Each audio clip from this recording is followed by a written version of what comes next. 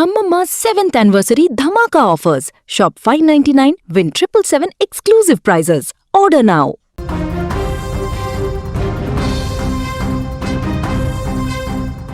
బెంగళూరులో తీవ్ర విషాదం చోటు చేసుకుంది. భారీ వర్షం కారణంగా శివాజీనగర్లోని బౌరింగ్ ఆసుపత్రి ప్రహారీ గోడ కూలిపోవడంతో 7గురు చనిపోయారు. వీరిలో ఓ చిన్నారి, 4 వీధి వ్యాపారులతో పాటు మరో 2 కేరళకు చెందినటువంటి టూరిస్టులు కూడా ఉన్నట్లు తెలుస్తుంది. భారీ వర్షం కురవడంతో బౌరింగ్ అండ్ లేడీ కర్జన్ ఆసుపత్రి ప్రాంతంలో కొందరు గోడ దగ్గర తలదాచుకున్నారు.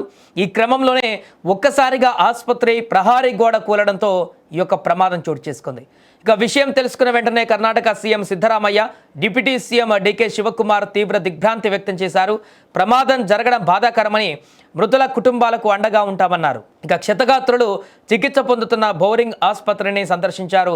అధికారుల నుంచి వివరాలు అడిగి తెలుసుకున్నారు. కేరళకు చెందిన 56 మంది పర్యటన కోసం బెంగళూరుకు వచ్చారు. వారు కమర్షియల్ స్ట్రీట్లో షాపింగ్ చేస్తుండగా వర్షం మొదలైంది. దీంతో హెచ్చరికలు ఉన్నప్పటికీ కొందరు ఆ పాత గోడ కింద తలదాచుకోగా అది ఒక్కసారిగా కూలిపోవడంతో భారీ ప్రమాదం జరిగినట్టుగా అధికారులు వివరించారు.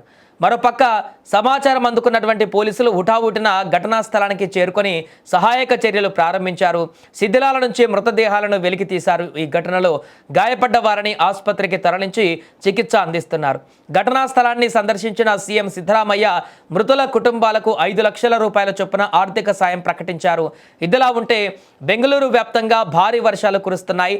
100కు పైగా చెట్లు కూలిపోయాయని, ప్రమాదకరంగా ఉన్న చెట్ల కొమ్మలను వెంటనే తొలగించాలని అధికారులను ఆదేశించారు. సురక్షితం కాని ప్రాంతాలలో వీధి వ్యాపారులను అనుమతించవద్దని కూడా సూచించారు. ఇలాంటి ఘటనలు పునరావృతం కాకుండా కఠిన చర్యలు తీసుకోవాలని సూచించారు. మరోపక్క బెంగళూరుతో పాటు 15 జిల్లాలకు ఎల్లో అలర్ట్ జారీ చేసింది వాతావరణ శాఖ.